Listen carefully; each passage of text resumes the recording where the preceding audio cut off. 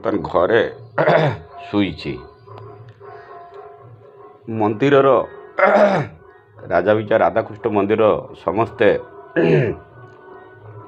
ବହୁତ ଶିକ୍ଷିତ ବିଦ୍ୱାନ ଅବସରପ୍ରାପ୍ତ କର୍ମଚାରୀ ବ୍ୟବସାୟୀ ଟ୍ରଷ୍ଟି ମେମ୍ବର୍ସ ଅଛନ୍ତି, ଟ୍ରଷ୍ଟି ଅଛନ୍ତି।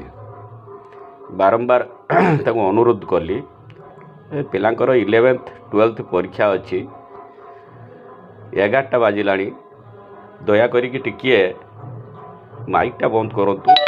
ଆମେ ସମସ୍ତେ ଠାକୁର ବିଶ୍ୱାସୀ, ମୁଁ ବି ଆଜି ସକାଳେ ସପରିବାର ଆମେ ଯାଇଥିଲୁ ମନ୍ଦିର ପୂଜା କରିକି ଆସିଲୁ, କିନ୍ତୁ ସମସ୍ତଙ୍କ ପାଖରୁ ମାନବିକତା ହଜିଯାଇଛି। କାରଣ କମିଟିରେ ଯେଉଁମାନେ ସଦସ୍ୟ ଅଛନ୍ତି ସେମାନଙ୍କର ପିଲାମାନେ ବଡ଼ ହୋଇଗଲେଣି, ଆଉ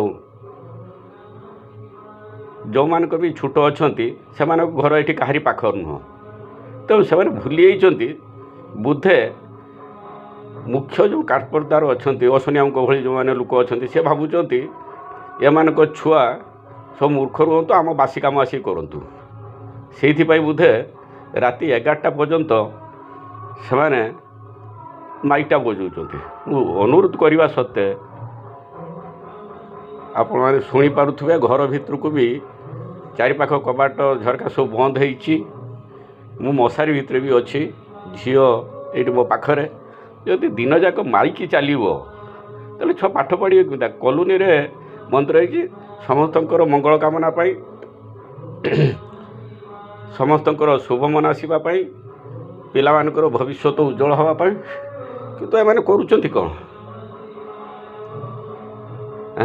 କେତେ ଜୋର ମାଇକ୍ ବାଜୁଛି ଦେଖନ୍ତୁ। ଏମାନେ ମାନବିକତା ହଜିଯାଉଛି ଲୋକଙ୍କର ଦିନକୁ ଦିନକୁ। ଖାଲି ଆମେ ହିନ୍ଦୁ ମୁସଲିମ ଖ୍ରୀଷ୍ଟିଆନ କହିଲେ କ'ଣ ହେବ?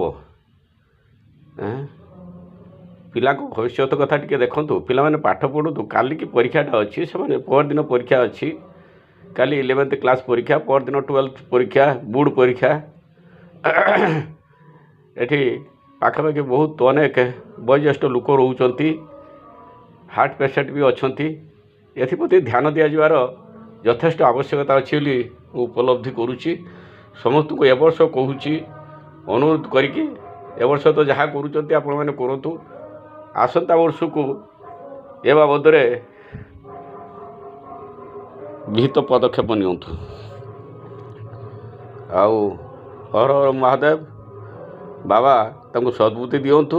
ଏଥିପ୍ରତି ଯଥେଷ୍ଟ ସଚେତନ ହେବା ପାଇଁ ମୁଁ ଦୃଢ଼ ହସ୍ତରେ ନିବେଦନ କରୁଛି।